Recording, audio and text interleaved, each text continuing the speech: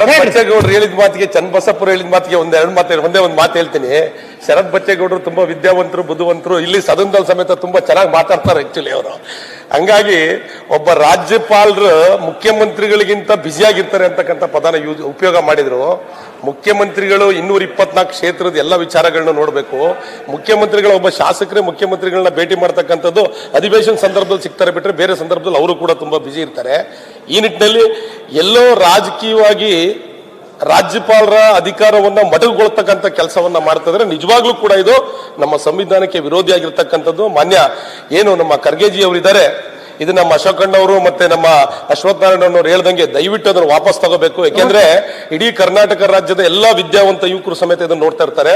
ಖಂಡಿತವಾಗ್ಲೂ ಕೂಡ ಈ ಬಿಲ್ ನ ವಾಪಸ್ ತಗೋಬೇಕು ಅಂತಕ್ಕಂಥ ಮನವಿನ ಮಾಡ್ತೀವಿ. ಶರತ್ ಬಚ್ಚೇಗೌಡರು ಹೇಳಿದ ಮಾತಿಗೆ ಚನ್ನಬಸಪ್ಪರು ಹೇಳಿದ ಮಾತಿಗೆ ಒಂದೇ ಒಂದು ಮಾತು ಹೇಳ್ತೀನಿ. ಶರತ್ ಬಚ್ಚೇಗೌಡರು ತುಂಬಾ ವಿದ್ಯಾವಂತರು, ಬುದ್ಧಿವಂತರು, ಇಲ್ಲಿ ಸದನದಲ್ಲಿ ಸಮೇತ ತುಂಬಾ ಚೆನ್ನಾಗಿ ಮಾತಾಡ್ತಾರೆ ಆಕ್ಚುಲಿ ಅವರು. ಹಂಗಾಗಿ ಒಬ್ಬ ರಾಜ್ಯಪಾಲರು ಮುಖ್ಯಮಂತ್ರಿಗಳಿಗಿಂತ ಬ್ಯುಸಿಯಾಗಿರ್ತಾರೆ ಅಂತಕ್ಕಂಥ ಪದನ ಉಪಯೋಗ ಮಾಡಿದ್ರು. ಮುಖ್ಯಮಂತ್ರಿಗಳು 224 ಕ್ಷೇತ್ರದ ಎಲ್ಲ ವಿಚಾರಗಳನ್ನ ನೋಡಬೇಕು. ಮುಖ್ಯಮಂತ್ರಿಗಳ ಒಬ್ಬ ಶಾಸಕರೇ ಮುಖ್ಯಮಂತ್ರಿಗಳನ್ನ ಭೇಟಿ ಮಾಡ್ತಕ್ಕಂಥದ್ದು ಅಧಿವೇಶನ ಸಂದರ್ಭದಲ್ಲಿ ಸಿಗ್ತಾರೆ ಬಿಟ್ರೆ ಬೇರೆ ಸಂದರ್ಭದಲ್ಲಿ ಅವರು ಕೂಡ ತುಂಬಾ ಬ್ಯುಸಿ ಇರ್ತಾರೆ. ಈ ನಿಟ್ಟಿನಲ್ಲಿ ಎಲ್ಲೋ ರಾಜಕೀಯವಾಗಿ ರಾಜ್ಯಪಾಲರ ಅಧಿಕಾರವನ್ನ ಮೊಟಕುಗೊಳ್ತಕ್ಕಂಥ ಕೆಲಸವನ್ನ ಮಾಡ್ತಿದ್ರೆ ನಿಜವಾಗ್ಲೂ ಕೂಡ ಇದು ನಮ್ಮ ಸಂವಿಧಾನಕ್ಕೆ ವಿರೋಧಿಯಾಗಿರ್ತಕ್ಕಂಥದ್ದು. ಮಾನ್ಯ ಏನು ನಮ್ಮ ಖರ್ಗೆಜಿ ಅವರಿದ್ದಾರೆ, ಇದು ನಮ್ಮ ಅಶೋಕಣ್ಣವರು ಮತ್ತೆ ನಮ್ಮ ಅಶ್ವಥ್ ನಾರಾಯಣ ಅವರು ಹೇಳ್ದಂಗೆ ದಯವಿಟ್ಟು ಅದನ್ನು ವಾಪಸ್ ತಗೋಬೇಕು. ಯಾಕೆಂದ್ರೆ ಇಡೀ ಕರ್ನಾಟಕ ರಾಜ್ಯದ ಎಲ್ಲಾ ವಿದ್ಯಾವಂತ ಯುವಕರು ಸಮೇತ ಇದನ್ನು ನೋಡ್ತಾ ಇರ್ತಾರೆ.